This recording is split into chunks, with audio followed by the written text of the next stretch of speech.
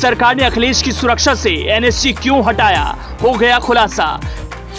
काली झंडे दिखाने वालों को अखिलेश की सीधी बात, सुनेंगे तो लगेगी मिर्ची। अखिलेश को मंदिर में जाने से रोकने का प्रयास, किसके आदेश, कौन दिखा रहा साहस। अखिलेश को बीजेपी धर्म की सियासत की पिच पर ले जाकर घेरने का प्रयास कर रही थी, लेकिन इसी दौरान अखिलेश ने एक ऐसी बात कही जिससे लगने लगा बीजेपी की सियासत अब अखिलेश की सियासी पिच पर आ गई है। अपनी पिच पर अखिलेश और उनकी पार्टी सपा का परफॉर्मेंस शानदार रहा है।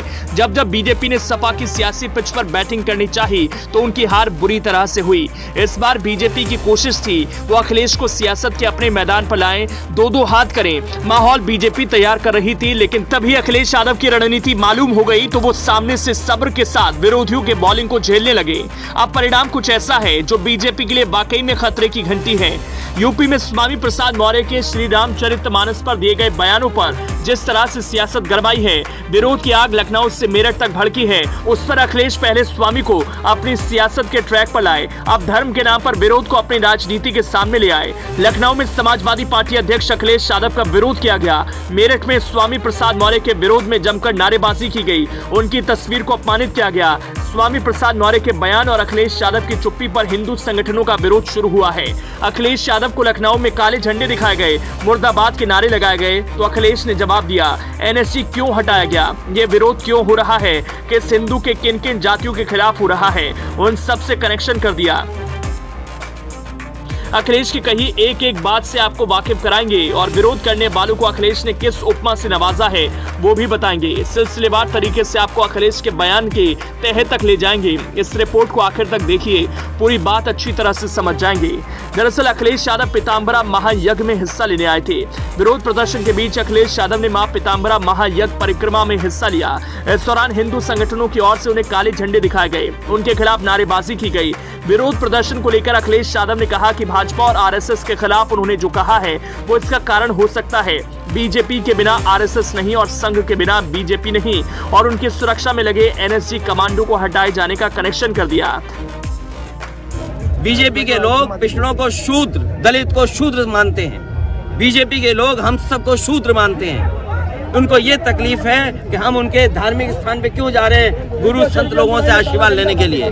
भाजपा आई, इन्होंने भेजा और कोई प्रशासन का पुलिस का अधिकारी नहीं था, और जितनी पुलिस प्रशासन थी सब रात में हटा दी। याद रखे बीजेपी के लोग, समय बदलता है, समय बदलेगा तो उन्हें भी पता लग जाएगा कि इसी तरह की व्यवस्था उनके लिए होती है।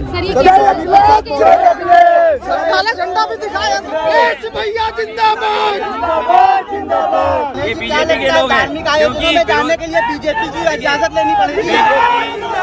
बीजेपी बेरोजगारी, महंगाई का मुकाबला नहीं कर पा रही है, इसलिए इस तरह के काम कर रही है। धार्मिक आयोजनों में जाने के आपका विरोध हो रहा है। ये बीजेपी में कोई किसी के साथ भी कुछ भी हो सकता है। बीजेपी की सरकार ने जानबूझ करके एनएसजी हटाई मेरी। मैं आज समझ सकता हूँ कि एनएसजी क्यों हटाई, सिक्योरिटी क्यों कम की, घर क्यों छीना। आज मैं समझ सकता हूँ, और आज मैं इसलिए भी समझ सकता हूँ कि जिस घर में मैं रहने गया था उसे गंगा जल से धोया था। आज मैं जब हम बात कर रहे हैं तो देखो बीजेपी के गुंडे आ गए उधर, एक बीजेपी के गुंडे उधर बाईं तरफ घूम रहे हैं। अखिलेश का ये बयान है, लेकिन सोशल मीडिया पर तो वो विरोधियों को घेरने के लिए 2 कदम आगे बढ़ गए। अपने ऑफिशियल ट्विटर अकाउंट पर अखिलेश ने लिखा, आज भी कुछ लोग मंदिर प्रवेश का अधिकार हर किसी को नहीं देना चाहते हैं। सच तो यह है कि जो किसी को मंदिर जाने से रोके वो अधर्मी है, क्योंकि वो धर्म के मार्ग में बाधा बन रहा है। अखिलेश के दिए बयान और लिखे हुए शब्द से जाहिर हो गया कि वो अब सियासत के फ्रंट फुट पर आकर खेल रहे हैं। दिखने में लग रहा है कि अखिलेश धर्म पर बोल रहे हैं, लेकिन असल में वो जाति के पिच पर बीजेपी को घेर रहे हैं, जवाब मांग रहे हैं। देखने वाली बात है कि बीजेपी के पास अब इसका क्या जवाब होगा।